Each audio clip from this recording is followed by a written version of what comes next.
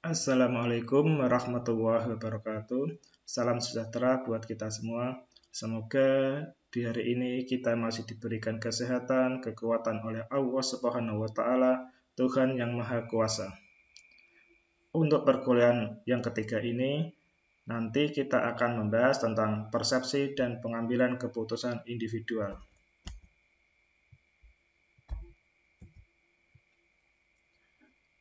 Apa definisi persepsi? Definisi persepsi yaitu suatu proses individu di dalam mengatur dan menginterpretasikan kesan-kesan sensoris agar memberikan arti dalam lingkungan. Atau dengan kata lain yaitu, setiap individu bisa melihat hal yang sama, namun mengartikannya secara berbeda. Persepsi dan pengambilan keputusan individual itu kita ada 3 faktor, yaitu faktor pertama yaitu faktor pelaku persepsi. Faktor pelaku persepsi ini meliputi yaitu yang pertama tentang sikap, yang kedua motif, yang ketiga yaitu kepentingan atau minat, yang keempat pengalaman, dan yang kelima yaitu pengharapan. Untuk persepsi yang kedua yaitu dipengaruhi oleh faktor dalam situasi. Faktor dalam situasi ini yaitu meliputi waktu tentang situasi dalam pengambilan keputusan. Yang kedua yaitu keadaan atau tempat kerja. Di sini yaitu keadaan dalam pengambilan keputusan di tempat kerja berada. Yang ketiga yaitu keadaan sosial. Keadaan sosial dalam pengambilan keputusan individual dalam situasi keadaan sosial. Faktor ketiga yaitu faktor pada target. Faktor pada target ini pengambilan keputusan tentang hal-hal yang baru. Yang kedua yaitu tentang gerakan. Faktor yang selanjutnya yang ketiga itu tentang bunyi. Yang keempat yaitu ukuran. Yang kelima latar belakang. Dan yang terakhir yaitu kedekatan.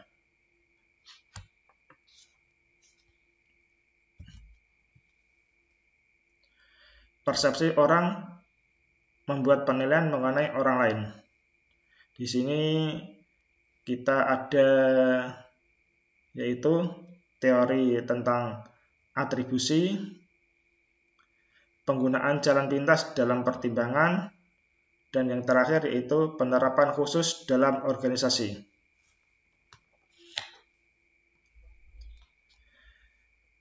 Kita akan membahas tentang teori atribusi, yaitu yang pertama teori tentang kekhususan. Teori kekhususan ini yaitu menunjukkan apakah setiap individu memperlihatkan perilaku yang berbeda dalam situasi yang berbeda pula. Selanjutnya yaitu teori tentang konsensus. Teori konsensus ini yaitu bila seseorang dihadapkan pada situasi yang sama dan menjawab dengan cara yang sama. Yang ketiga yaitu teori tentang kesinambungan dan konsistensi. Teori kesinambungan dan konsistensi yaitu apabila seseorang pada setiap waktu melakukan suatu tindakan dengan cara yang sama.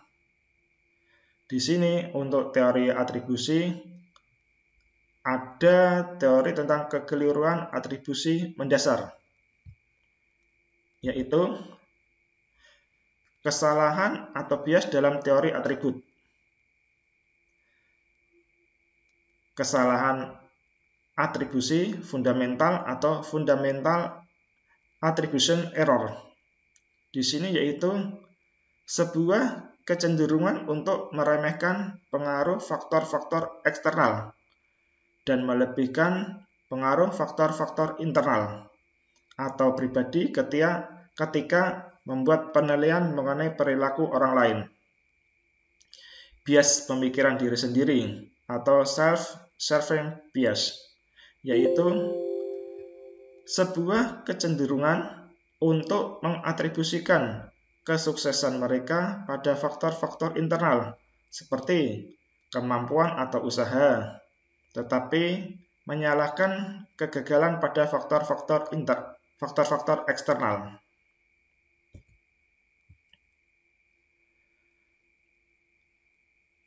Penggunaan jalan pintas dalam pertimbangan.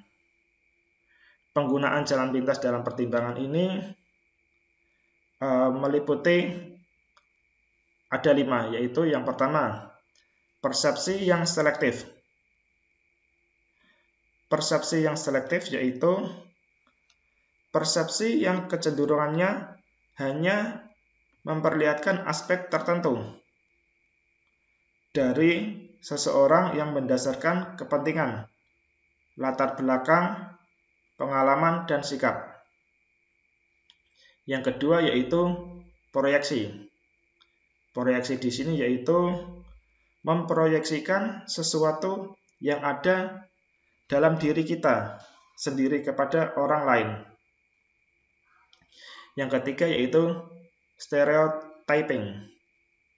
Stereotyping yaitu suatu perangkat keyakinan tentang karakteristik orang dari suatu kelompok yang disamaratakan terhadap semua anggota kelompok itu.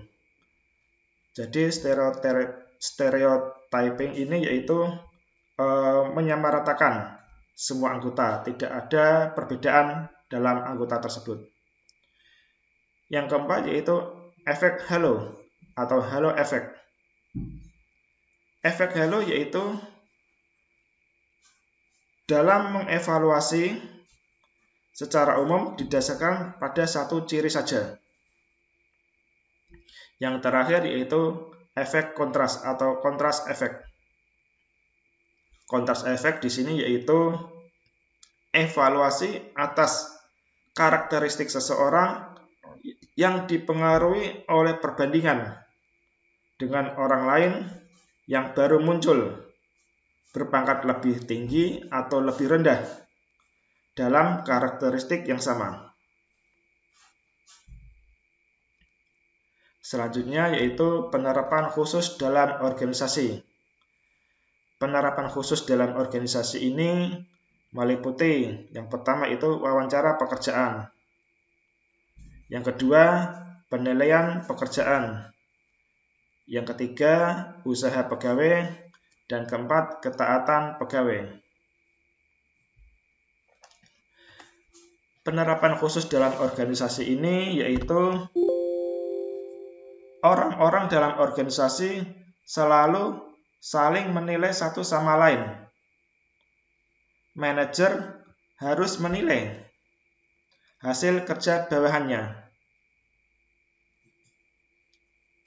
Di sini diartikan bahwasannya manajer dalam suatu organisasi itu akan menilai hasil bawahannya, atau dalam orang-orang dalam organisasi itu saling menilai satu sama lainnya.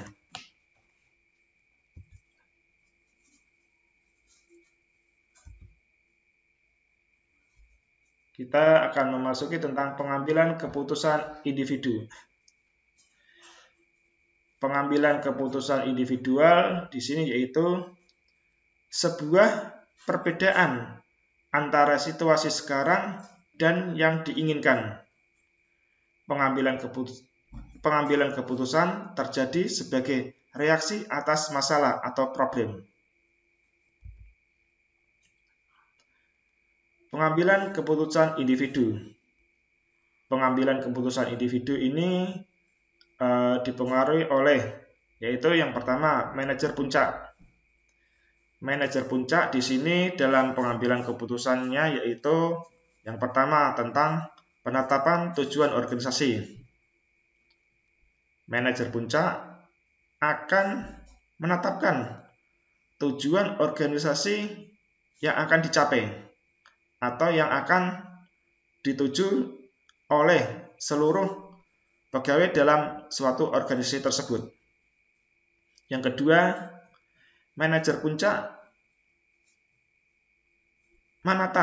bagaimana menata kantor pusat.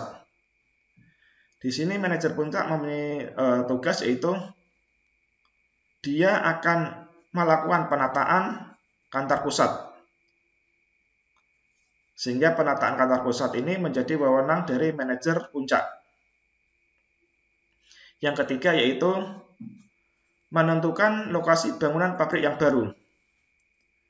Di sini manajer puncak akan melakukan pengambil keputusan dalam hal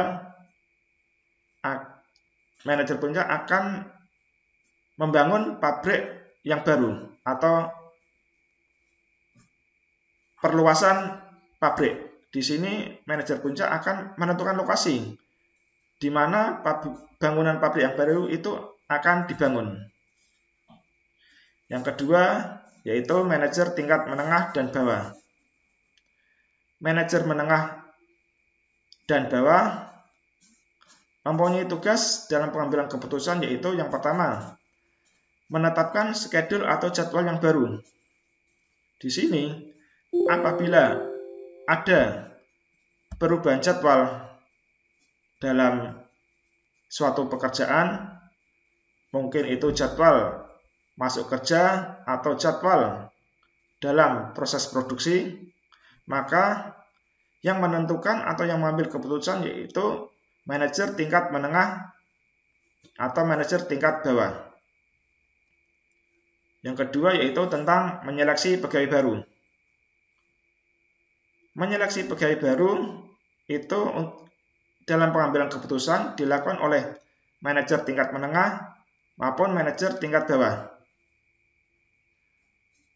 Apabila ada rekrutmen atau penerimaan pegawai baru dalam suatu organisasi atau perusahaan, maka yang melakukan seleksi terhadap pelamar atau pegawai baru itu dilakukan oleh manajer tingkat menengah maupun manajer tingkat bawah. Selanjutnya yaitu menetapkan pembayaran yang harus dialokasikan. Di sini manajer tingkat menengah maupun tingkat bawah akan menetapkan pembayaran yang harus dialokasikan. Di sini pembayaran seperti pembayaran tentang barang yang akan dibeli. Barang yang akan dibeli pembayarannya sudah dialokasikan. Di sini yang melakukan pengambilan keputusan yaitu manajer tingkat menengah maupun manajer tingkat bawah. Sekarang kita masuki tentang model pengambilan keputusan optimasi. Model pengambilan keputusan optimasi yaitu suatu model pengambilan keputusan yang menguraikan bagaimana individu-individu seharusnya berperilaku agar memaksimalkan sesuatu hasil. Jadi model ini akan menggambarkan bagaimana setiap individu berperilaku sehingga akan memberikan hasil yang optimal. Model pengambilan keputusan optimasi akan dilakukan langkah-langkah, yaitu langkah-langkah yang pertama yaitu melakukan kebutuhan akan suatu keputusan. Yang kedua, menentukan kriteria yang diputuskan. Yang ketiga, menentukan kriteria yang berbobot. Selanjutnya yaitu menilai beberapa alternatif.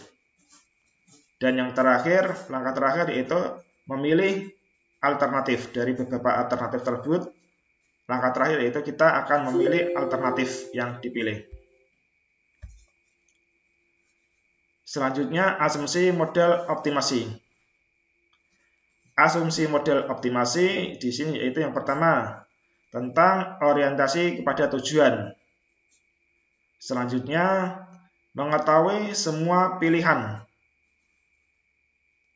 Ketiga yaitu adanya pilihan yang jelas. Yang keempat, adanya pilihan yang tetap.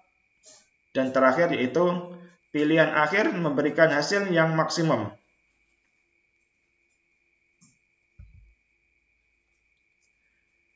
Model-model pengambilan keputusan yang lain. Tadi yang pertama kita model pengambilan keputusan optimasi, sekarang kita akan melakukan model-model pengambilan keputusan yang lain, yaitu yang pertama, model satisficing atau kepuasan. Yang kedua yaitu model keunggulan implisit, dan ketiga yaitu model intuitif. Untuk model satisficing atau kepuasan yaitu suatu model pengambilan keputusan di mana untuk memilih pertama kali pemecahan yang dianggap cukup baik, yaitu memuaskan. Inti dari model kepuasan ini yaitu pengambil keputusan dihadapkan pada masalah yang rumit. Yang kedua yaitu model keunggulan implisit. Model keunggulan implisit yaitu suatu model pengambilan keputusan secara dini dalam proses keputusan. Pengambilan keputusan secara implisit atau tersurat memilih suatu alternatif yang lebih diinginkan sebelumnya dalam proses pengambilan keputusan dan penalaran terhadap pilihan. Yang ketiga yaitu model intuitif. Model intuitif yaitu suatu model pengambilan keputusan yang tidak sadar diciptakan dari dalam pengalaman yang terasing. Intuisi ini tidak harus berjalan secara tak bergantung dengan analisis rasional. Lebih cepat, keduanya saling melengkapi atau komplementer. Model intuisi dapat diidentifikasikan dalam kondisi, yaitu pertama, apabila ada ketidakpastian dalam tingkat yang tinggi. Kedua, bila hanya sedikit preseden untuk diikuti. Ketiga, apabila variabel-variabel kurang dapat diramalkan secara ilmiah. Yang keempat, bila fakta terbatas. Yang kelima, bila fakta tidak jelas dengan menunjukkan jalan untuk dituruti. Keenam, bila data analitis kurang berguna. Yang ketujuh yaitu apabila ada beberapa penyelesaian alternatif yang masuk akal untuk dipilih dari antaranya dengan argumen yang baik untuk masing-masing. Yang terakhir yaitu apabila waktu terbatas dan ada tekanan untuk segera diambil keputusan yang tepat. Model intuisi dapat diterapkan, yaitu yang pertama, kepada pengambil keputusan pada ujung depan. Pengambil keputusan pada ujung depan yaitu pengambil keputusan yang menghindari analisis sistematis, tetapi dengan intuisinya. Yang kedua yaitu pengambil keputusan pada ujung belakang. Pengambil keputusan pada ujung belakang yaitu di mana pengambil keputusan mengandalkan pada analisis sistematis, kemudian diendapkan beberapa hari, dan akhirnya diputuskan dengan intuisi. Kita akan masuk ke tentang etika dalam pengambilan keputusan.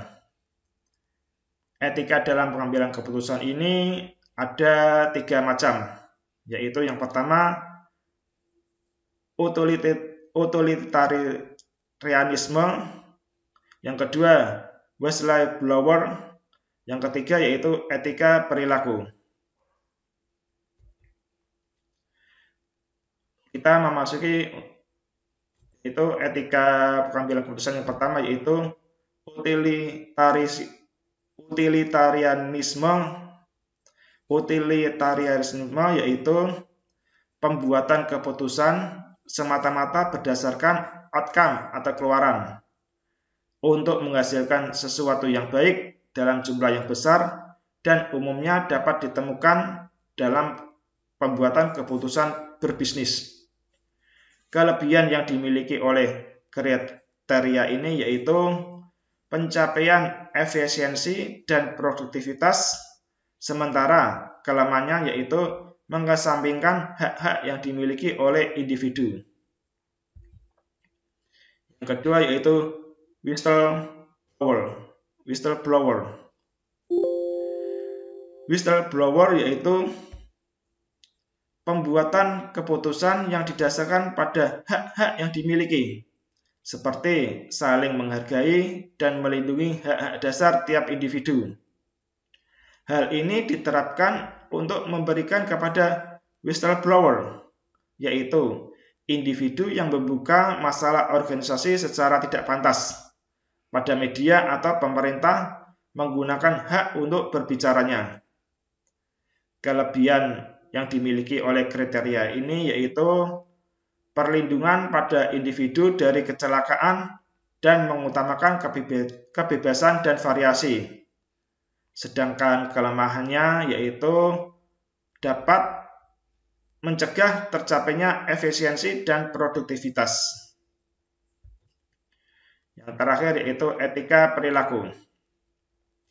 Etika perilaku ini yaitu pembuatan keputusannya berdasarkan melaksanakan setiap peraturan yang dibuat secara adil dan fair, atau adanya keseimbangan dalam distribusi keuntungan dan biaya. Umumnya digunakan oleh serikat pekerja agar mereka mendapatkan upah yang sama dengan job description yang dilaksanakan. Kelebihan yang dimiliki oleh kriteria ini yaitu perlindungan pada individu yang lemah, sementara kelemahannya yaitu mengurangi inovasi, produktivitas, dan pengambilan resiko. Kita akan ke bab selanjutnya yaitu pengambilan keputusan yang etis. Pengambilan keputusan yang etis di sini ada 3 kriteria keputusan etis, yaitu yang pertama, kriteria manfaat. Kriteria manfaat ini yaitu keputusan diambil dapat memberikan kebaikan terbesar bagi jumlah terbesar.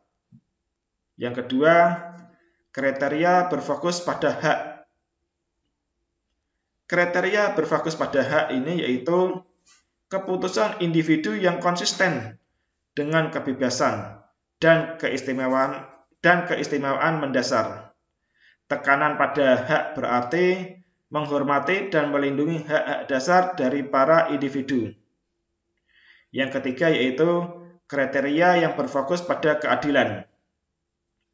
Pada kriteria ini akan mensyaratkan individu-individu untuk mengenakan dan memperketat aturan-aturan secara adil dan tidak berat sebelah, sehingga ada pembagian manfaat dan biaya yang pantas.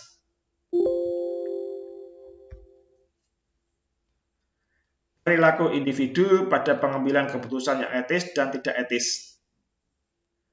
Perilaku individu pada pengambilan keputusan yang etis dan tidak etis ini akan dipengaruhi oleh 3 faktor, yaitu faktor yang pertama pada tahap perkembangan moral. Pada tahap perkembangan moral ini yaitu merupakan suatu tahap penilaian dari kapasitas seseorang untuk menimbang-nimbang secara moral benar atau tidak. Di sini pada tahap perkembangan moral itu penilaian kapasitas seseorang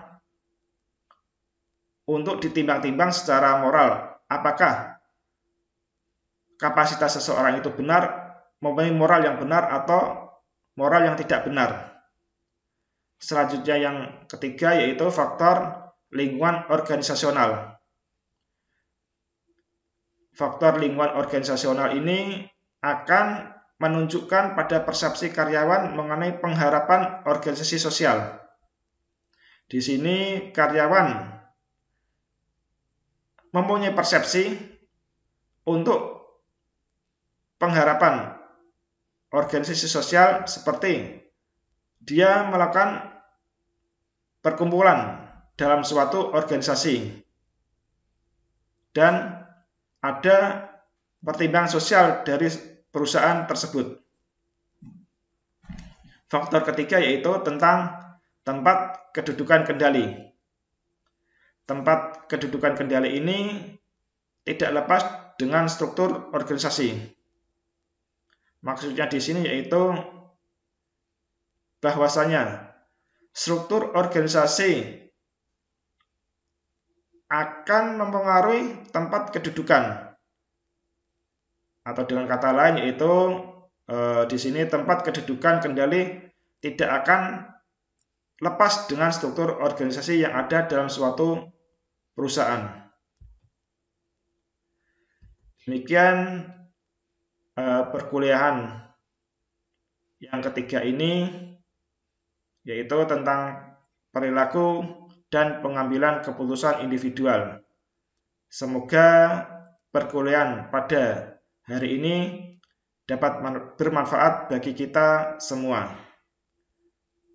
Selanjutnya, marilah perkuliahan pada kali ini kita akhiri dengan bacaan hamdalah.